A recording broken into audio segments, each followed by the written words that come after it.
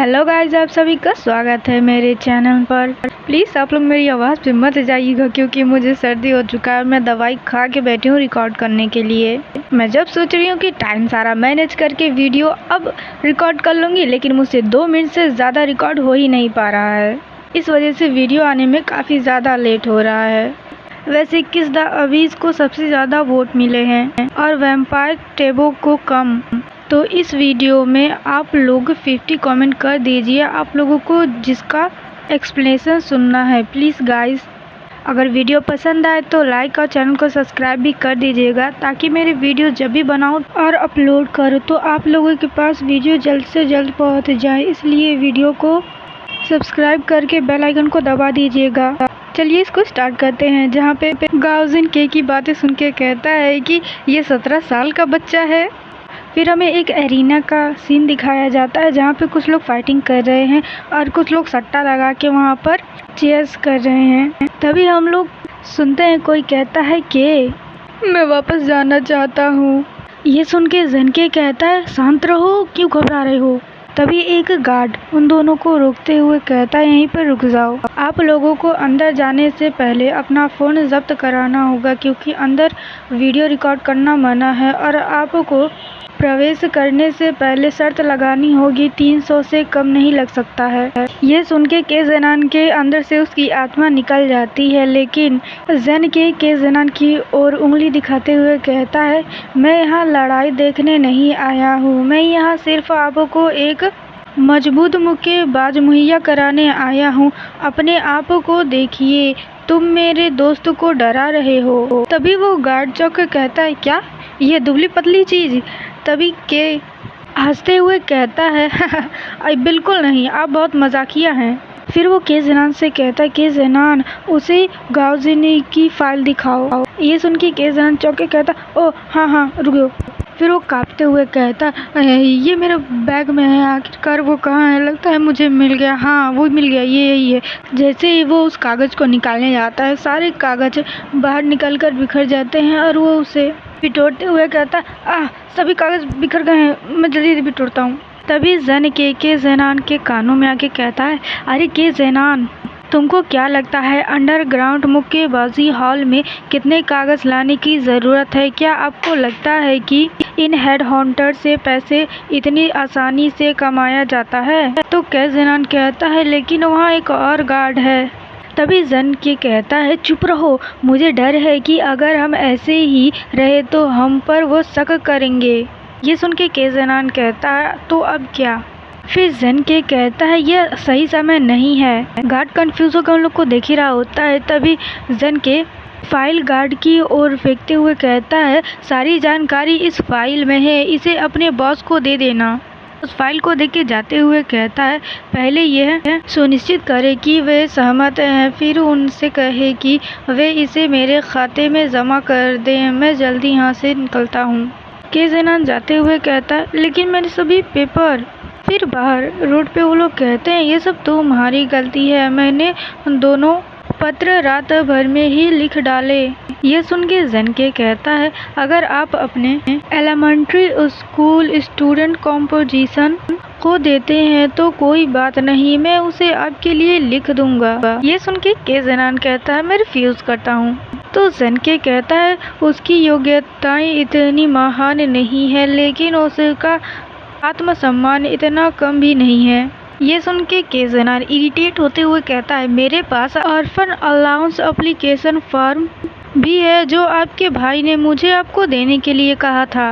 क्या वह आपको अभी भी चाहिए। ये सुन के ज़ेनके उसके हाथों से वो कागज़ छीनते हुए कहता है आप क्या कहना चाहते हैं, आप मेरे अलाउंस मनी अपने लिए लेना चाहते हैं। ये सुन के ज़ेनान कहता है हाँ सचमुच अजीब है, क्या मैं ऐसा दिखाई दे रहा हूँ कि मुझे जेब खर्च की ज़रूरत है। पिछली बार जब तुम्हारा भाई तुम्हें ढूंढते हुए छात्रावास में आया था तो तुम वहाँ थे ही नहीं। बस खुश रहो कि मैं इतना दयालु था कि इसे तुम्हारे लिए ले आ सका।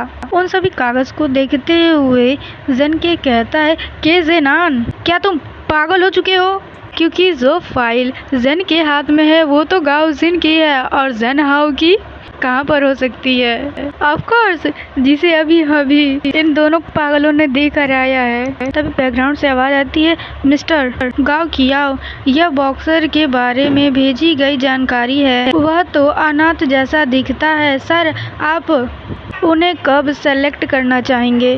तो उसका बॉस जन हाउ को बायोडेटा पढ़ते हुए कहता है, ये एक अनाथ है, यह अच्छा है, यह कोई मुद्दा नहीं होना चाहिए। आज रात बिग ईगल का खेल है तो उसे ले आओ। वेल गाइस, ये आपको किसके जैसा दिख रहा है मुझे कमेंट करके ज़रूर बताइएगा। घर के अंदर जैन हाउ गर्मा गर्म कुछ स्नैक्स पका रहा है और उसके दिमाग में कुछ खिचड़ी पक रही है। वो सोच रहा है फू की कही हुई बातें, जहाँ पे फू कहती है, जैन हाउ क्या तुम्हें मेरे डैड पर क्रश है?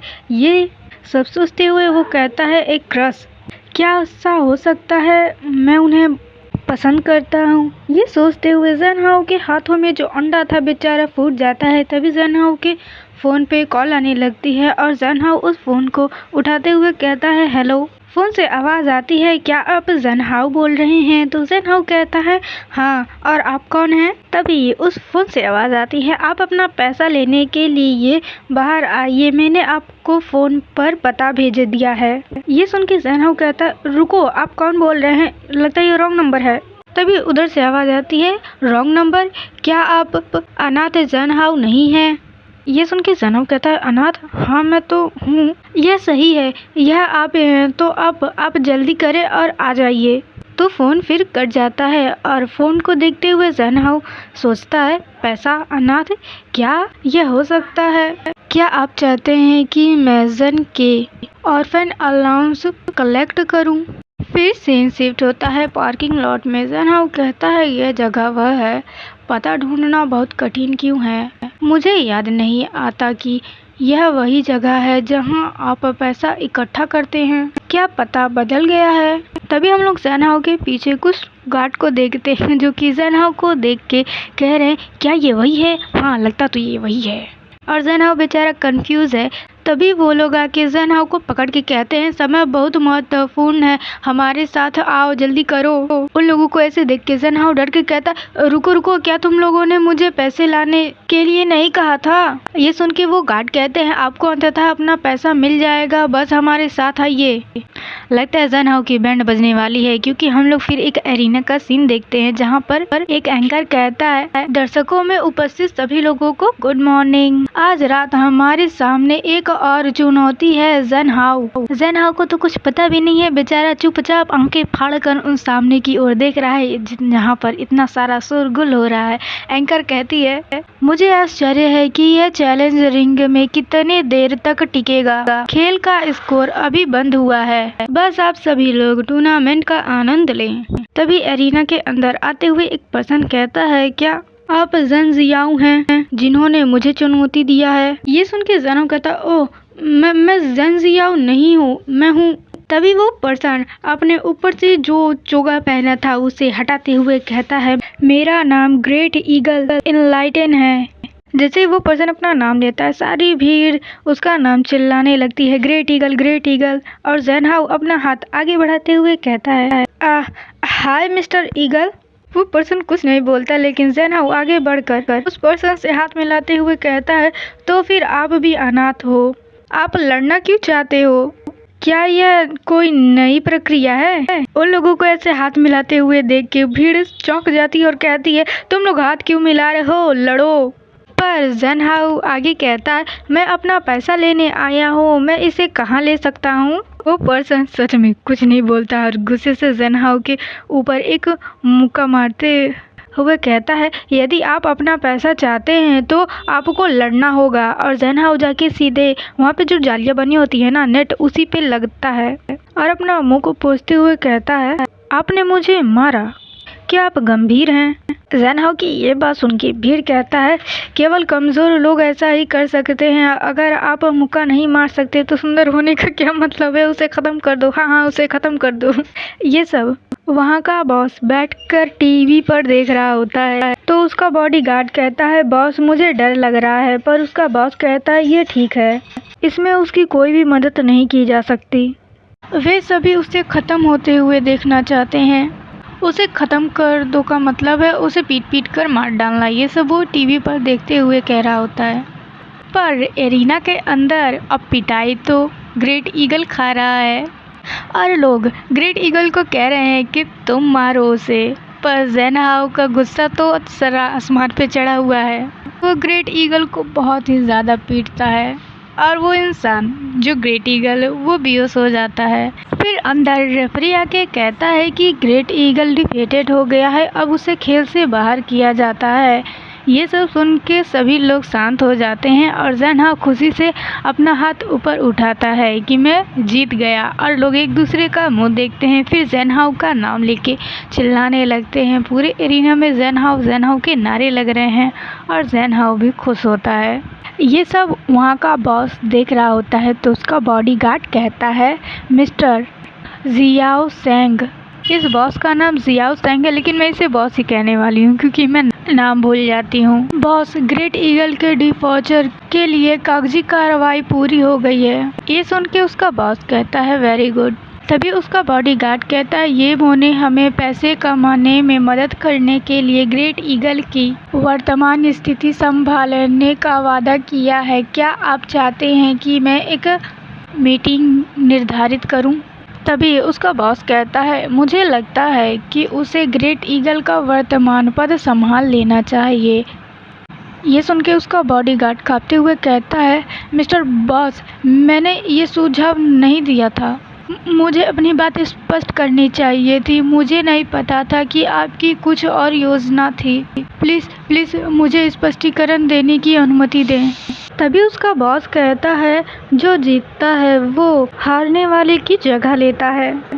तभी उसका गार्ड कहता है लेकिन वह लड़का इमेच्योर है। अगर आपने ग्रेट ईगल को आखिरी बार वापस आने का मौका देने का फैसला नहीं किया हो तो ऑर्फन उसकी जान नहीं बचा पाता।